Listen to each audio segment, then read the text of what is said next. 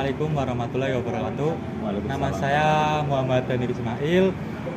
Jadi di sini saya akan mewawancarai petugas pemadam kebakaran. Jadi di samping saya sudah ada Bapak petugas pemadam kebakarannya. Boleh perkenalkan diri dulu Pak ke teman-teman. Oh ya, perkenalkan nama saya Sadam. Untuk panggilan Husen atau Sadam Husen bisa.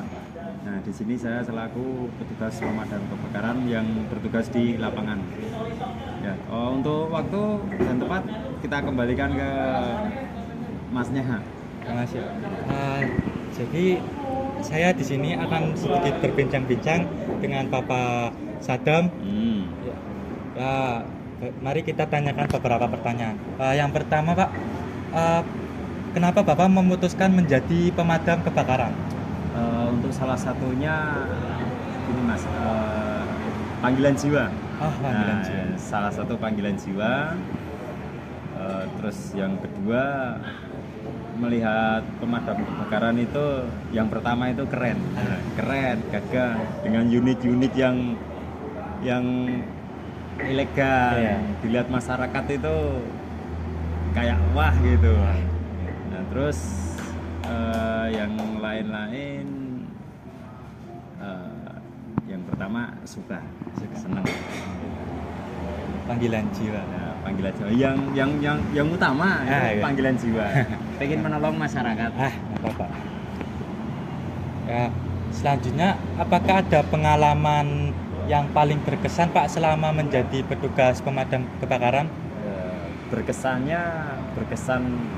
suka dan duka, ya, atau sukanya kalau lihat masyarakat kita datang itu lihatnya wajahnya itu udah ayem. Terus soalnya masyarakat lihat kita itu ini, kita datang hatinya lega, bisa nolong masyarakat yang membutuhkan. Terus apa lagi? Ya, kalau dukanya Pak ada atau enggak? Dukanya banyak Mas. Dukanya itu kayak seperti kejadian di kebakaran. Nah, yang banyak masyarakat itu belum pahamnya arus lalu lintas, sama belum terbukanya inisiatif. Begitu kita ada kejadian, masyarakat nggak minggir. Nah, disitulah perjalanan kita terhambat. Kadang masyarakat lihatnya, wah pemadam kebakaran datangnya telat. Ya, kalau nggak pengen telat, ya hubungi kita dulu baru dibakar. Nah, kayak gitu kan. Nah, padahal masyarakat lapor itu pas api sudah besar. Sedangkan kita kan nggak tahu. Nah, barulah lapor. Kita persiapan kurang dari 1 menit, kita persiapan sudah selesai. Langsung kita menuju ke TKP. Kita nggak tahu perjalanan kita terhambat atau tidak. Di sini kan dilewati jalur kereta api juga. Terus pemadam kebakaran itu kalahnya itu cuma satu Mas, sama kereta api. Kalau ada perlintasan kereta api, kalau kereta api lewat ya udah kita nggak bisa terobos, mau nggak mau harus selesai dulu, baru kita tancap gas lagi. Nah, terus sama padatnya kendaraan yang ada di Jogja itu menjadi kendala. Ya, terus kita nyampe lokasi taunya terlambat. Padahal enggak, selama perjalanan kita itu dituntut Mas, dari lapor, dari kita menerima laporan itu dengan jarak tertentu, entah itu jauh entah itu dekat. Itu kalau bisa kurang dari 10 menit. Soalnya api mulai membesar itu 10 menit sudah besar-besarnya. Hanya kita kalau bisa kurang dari 10 menit sudah sampai. Sudah. Pertanyaan selanjutnya, mungkin kan di sini banyak teman-teman yang mau menjadi petugas pemadam kebakaran. Nah, bagaimana sih Pak agar teman-teman bisa menjadi petugas pemadam kebakaran, baik dari segi keterampilan atau pendidikan, ataupun dari segi mental dan fisik? Kalau mental dan fisik itu pasti. Soalnya kalau dari segi fisik itu pemadam kebakaran itu berat, bawa selang itu sudah berat, ya kan, menggunakan APD pun satu setel APD itu bisa sekitar 15 kiloan. Ya, belum kita harus lari membawa selang 1,5 atau 2,5 itu. Kalau 1,5 sekitar berat 5 kilo lebih. Nah, kalau yang 2,5 itu bisa hampir 10 kiloan bisa sih. Itu sama nozzle itu paling sekitar 2,5 kilo. Terus itu kita harus kuat fisik dan mental. Kalau untuk fisik itu jelas perlu diperlukan, terus mental juga jelas, soalnya kita hidup membaur di masyarakat itu kan banyak celoteh yang nggak enak didengar. Itu harus mentalnya kuat, kalau bisa kupingnya tebal itu. Kalau dari segi keterampilan atau kalau untuk pendidikan? segi keterampilan itu kalau bisa ya sebelum masuk pemadam dia sudah mempunyai keterampilan kayak dia basicnya di atlet itu. Kalau di atlet bela diri itu dari segi mental sudah jadi, terus dari segi fisik sudah jadi, terus tinggal pengembangan. Terus kalau dari panjat tebing itu fisik sudah jadi, keterampilan sudah jadi. Terus kalau dari relawan kalau basicnya dari relawan itu fisik sudah jadi, mental pun juga sudah jadi. Terus kadang keterampilan juga sudah jadi, tinggal kita poles di pendidikan sini. Terus kalau untuk lain-lain, kalau untuk segi pendidikan jelas lah, enggak cuma SMP SD itu enggak. Ya Ada minimal SMA SMK derajat dengan tinggi postur tubuh 170 kalau untuk cowok, terus kalau untuk cewek sekitar 165 kalau nggak salah. Nah, terus berat badan itu, terus sehat jasmani dan rohani yang jelas itu. Sudah, Pak. Terus apa lagi? Pertanyaan selanjutnya, bagaimana sih Pak cara pemadam kebakaran itu bekerja sama dalam tim di lapangan? Bekerja dalam tim? Ya kita selalu koordinasi, Mas. Kadang kita datang duluan atau kita datang yang kedua. Nah, kita lihat situasi dan kondisi. Pekerja dalam tim sama-sama pemadam beda wilayah atau sama instansi lain? Pertanyaannya, saya melontarkan pertanyaan lagi nih. Apa? Menurut ini di sini. Oh, berarti sama-sama pemadam. Sama-sama pemadam. Kayak contoh di luar jangkauan kita, kayak kita kan mengampu di kota Jogja. Ya. Nah, ternyata ada kebakaran di luar kota Jogja.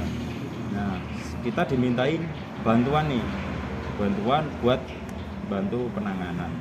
Dengan kondisi di sana kebakaran besar, satu wilayah pun nggak mampu, kita harus cari bantuan ke wilayah lain. Kita datang, kita koordinasi sama-sama danru. Setiap berangkat itu satu regu wajib ada danru. Danru itu komandan regu. Jadi di situ bisa kita koordinasi. Nah, dari danru ke danru itu koordinasi apa sih yang harus kita lakukan buat bantu, atau kita bantu di depan, atau kita cari suplai air gitu. Nah, itu bisa diputuskan sama danru. Kalau danru bilang kita bantu di depan, unit kita tetap standby di sini. Nanti biar unit yang untuk cari air buat nyuplai kejadian itu. Nah, itu koordinasinya biasanya kayak gitu. Terus kalau untuk instansi lain, kita cuma minta bantuan untuk mengamankan masyarakat biar nggak mendekat. Ya kayak pemangku wilayah di situ, itu keamanan kampung atau satpam atau Linmas dan lain sebagainya, instansi-instansi keamanan. Terus apa lagi? Jadi pemadam kebakaran tuh nggak kerja timnya nggak asal-asalan ya Pak? Enggak, harus ada koordinasi. Soalnya setiap kerja kita nggak ada koordinasi, nggak ada tim leader, itu pasti ini Mas, pasti serabutan. Nah, kayak kita aja sih, kita pergi ke suatu tempat, kalau nggak ada leadernya satu, kita mau ngapain kan kita bingung. Harus ada salah satu yang dipercaya, kita harus ngapain, bisa memutuskan suatu tindakan, oh kita harus melakukan ini, kita harus melakukan ini. Jadi setiap pekerjaan kita harus tertata, harus ada strategi. Baik, pertanyaan selanjutnya Pak, sekarang kan perkembangan teknologi sudah semakin maju. Nah, bagaimana dengan teknologi yang ada di petugas pemadam kebakaran ini, apakah sudah membantu atau masih ada yang perlu ditingkatkan untuk teknologi? Untuk teknologi sementara ini baru, kalau untuk per unit itu teknologi yang maju itu baru ini Mas, baru kalau nggak salah dari Disub itu namanya lupa ya, modul pengendali traffic light. Jadi kita kalau ada kebakaran itu kan baru cuma satu unit saja yang dipasang, itu percobaan. Nah kalau itu lancar nanti bisa pengembangan lain. Nah itu entah, nggak tahu kapan. Yang jelas teknologi itu dipasangkan setiap unit, itu rencana dipasangkan. Tapi ini baru satu kan, pasangkan satu modul satu unit, terus di setiap lampu merah yang ada di Jogja khususnya, itu begitu kita lewat dengan radius dari titik A ini seumpamanya lampu merahnya, terus titik B itu unitnya. Begitu modul itu sudah terkoneksi, sudah masuk ke radius yang sudah ditentukan modul itu, otomatis traffic light itu sudah hijau sendiri. Jadi kita nggak usah teriak-teriak, nggak usah gimana-gimana. Sudah yang kita mau lewati sudah hijau, kita tinggal lurus saja. Itu teknologi maju sementara itu. Kalau untuk unit kedaruratan, kalau untuk teknologi ya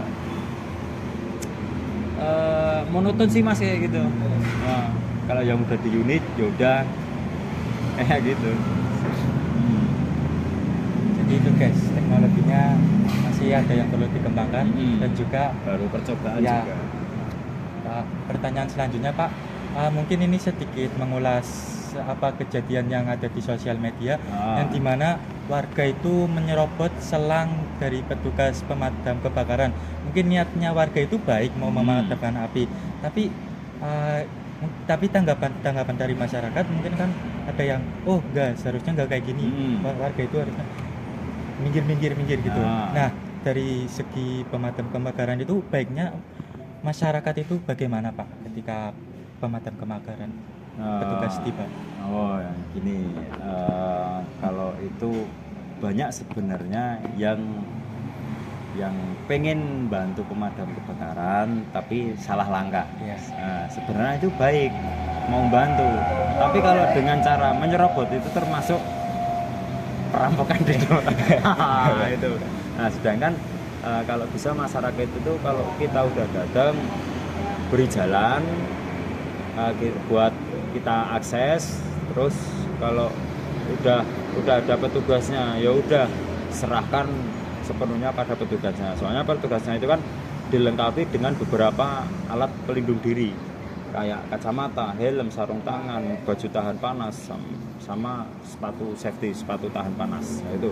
Sedangkan masyarakat kalau mau menyerobot bantu, kalau masuk di depan itu malah tambah resiko. Kalau bisa kebakaran ya udah kebakaran, jangan nambah lagi adanya korban jiwa. Gitu.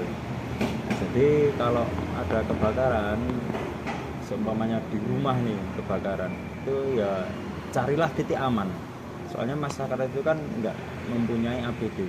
Belum tentu masyarakat itu kan tahu bahayanya kebakaran. Kayak backdraft itu tahu-tahu meledak mas, walaupun di situ nggak ada bahan peledak, tapi dengan kondisi suhu panas, titik panas yang di titik panas itu sudah tinggi, terus di situ kadar oksigennya kurang, terus membuka pintu atau jendela, terus asupan oksigen itu masuk cukup, itu bisa kebakaran serentak, bisa menimbulkan backdraft, itu bisa meledak itu mas. Sebenarnya kan dari titik api kecil langsung ke titik api besar kan, dengan suhu titik panas yang tertentu.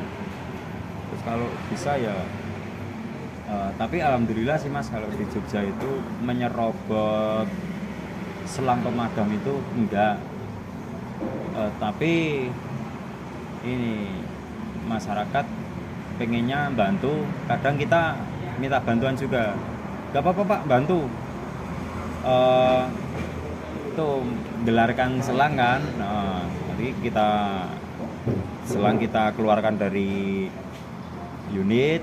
Kalau masyarakat nggak berani ambil barang di dalam unit itu, alhamdulillah di Jogja itu sudah pada sadar. Nah, tuh kalau nggak dimintain bantuan sama petugasnya, kadang nggak berani. Jadi begitu teman-teman, baiknya warga itu kalau ada petugas itu ya mengamankan diri, tapi bukan berarti petugas itu tidak butuh bantuan warga. Ya, tetap butuh bantuan warga. Kadang dari segi keamanan masyarakat, Pak tolong jagain di sini biar masyarakat yang lain nggak mendekat. Ya. Jadi Pak, ini beberapa pertanyaan sebelum penutupan. Mungkin masyarakat ada yang sudah tahu ataupun yang belum tahu. Sebenarnya Pak, memanggil petugas pemadam kebakaran itu bayar nggak sih Pak? Kadang kan masyarakat takut ya, mau memanggil damkar takut bayar nih nanti gitu. Ini bayarnya bayar ke petugas atau bayar ke buat manggilnya dari via telepon pulsa itu pasti bayar. Nah, itu ke petugas ya. Kalau petugas, kalau petugas itu nggak dimintain biaya, itu free. Soalnya itu kan kejadian ya musibah. Ya. Nah, kalau untuk biaya itu nggak dipungut sepeser pun enggak. Ya makanya kalau masyarakat berpikiran, wah takut nih dengan biaya dengan mendatangkan petugas pemadaman, terus kita harus mengeluarkan biaya sekian atau berapa sih biasanya, itu enggak. Makanya kan kalau mau minta bantuan ya udah calling aja, telepon ke kantor, nomornya sudah tertera di situ di setiap unit 113 atau 0274 587101, itu bebas biaya. Kalau untuk mendatangkan pemadam kebakaran, bahkan kita evakuasi ular pun nggak dipungut biaya, bahkan sampai kejadian yang ada yang fatal pun nggak dipungut biaya. Kita cuma pendataan mas, ya kayak berangkat evakuasi atau berangkat kejadian kebakaran, itu kita cuma minta tanda tangan pemangku wilayah atau warga setempat situ atau korban, cuma buat data itu buat rekapan dalam 1 bulan, dalam 1 tahun di Jogja itu kejadian tuh apa aja, dengan jumlah berapa, dari periode tahun ini ke tahun ini dia menambah atau berkurang, itu kan bisa dilihat dari data. Makanya kita setiap berangkat, setiap unit keluar itu kita harus ada datanya, soalnya buat rekapan per bulan, per tahun kayak gitu, buat kalkulasi kejadian. Kalau untuk biaya free. Tapi kan kadang masyarakat ada yang mau ngasih Pak, kayak mungkin tip atau itu pemadam kebakaran terima kan? Enggak, soalnya di situ udah ada namanya apa ya, lupa ya. Itu udah ada perjanjian sih, SOP-nya. nah, ada SOP-nya. Kita tidak menerima pemberian suatu apapun. Kalau air minum wajar lah, kalau Ya. orang Jawa itu wah kasihan nih petugasnya capek, wah tak sediain minum, nggak apa-apa kan. Kalau berupa seleri uang terus dikasih ini ya kita tolak, soalnya takut kita melanggar peraturan yang sudah ditetapkan sama kantor mas, sama dinas. Karena dinas itu kan tidak tidak menerapkan buat menerima. Ya, kita sebagai petugas lapangan, sebagai pegawai, ya kita harus menaati peraturan yang sudah ditetapkan sama dinas dan pemerintah. Kita melaksanakan tugas ya udah. Makanya itu kan saya katakan yang dari awal tadi, kenapa sih pengen jadi pemadam kebakaran, salah satu panggilan jiwa. Nah itu kembali lagi ke kita tadi, kita nggak berpikir itu ada biayanya atau enggak dan lain sebagainya. Kita tidak kita tidak mencari pamrih. Yang jelas kita bisa bantu masyarakat itu udah senang. Soalnya kita benar-benar dibutuhkan masyarakat, makanya kita hadir di tengah-tengah masyarakat karena masyarakat membutuhkan. Makanya kan banyak orang-orang itu yang pengen menjadi pemadam kebakaran karena sudah ada panggilan jiwa. Kayak gitu. Itu teman-teman, jadi memanggil pemadam petugas itu gratis, free. Jadi teman-teman jangan ragu-ragu buat hubungin petugas pemadam kebakaran. Tapi kalau ada kejadian ya, kalau nggak ada apa-apa ya jangan dihubungi ya. Bagaimana sih Pak cara masyarakat menghubungi petugas pemadam kebakaran? Apakah harus melalui telepon atau media-media yang lainnya? Media yang lainnya bisa kayak IG, kita juga ada IG. Terus kalau via telepon ada, WhatsApp juga ada. Itu di internet, kalau enggak itu di Google nomor pemadam kebakaran Kota Yogyakarta 113 ya? Iya, 113 atau 0274587101 ya. Ini mungkin penutupan Pak. Sebelum penutupan mungkin ada pesan-pesan atau pesan-pesan buat masyarakat sebelum terjadinya atau pencegahan kejadian, dan buat masyarakat yang mungkin ingin menjadi petugas pemadam kebakaran. Silakan. Ya kalau untuk pesan cuma mayoritas kebakaran itu kan terjadi human error. Nah, itu sebelum kita bepergian pastikan listrik itu keadaan mati. Terus cek lagi dari kompornya jangan lupa itu dijabut, dipastikan itu mati. Selang-selang juga dipastikan tercabut. Terus sama kabel listrik itu kalau bisa gunakan yang standar, jangan asal kabel, asal nyambung kabel itu. Kalau nggak bisa, carilah orang yang sudah SNI buat menangani perkabelan itu. Terus buat pesan teman-teman, buat teman-teman mungkin ada yang ingin jadi petugas pemadam kebakaran, mungkin ada pesan-pesannya Pak? Ya, pesan-pesannya cuma ini, kalau masyarakat punya skill, tingkatkan skill, rajin olahraga, terus siapkan mental dan fisik ya. Kalau untuk pembukaannya kita nggak tahu. Mungkin itu saja bincang-bincang saya dengan petugas pemadam kebakaran. Terima kasih Pak sudah meluangkan waktunya.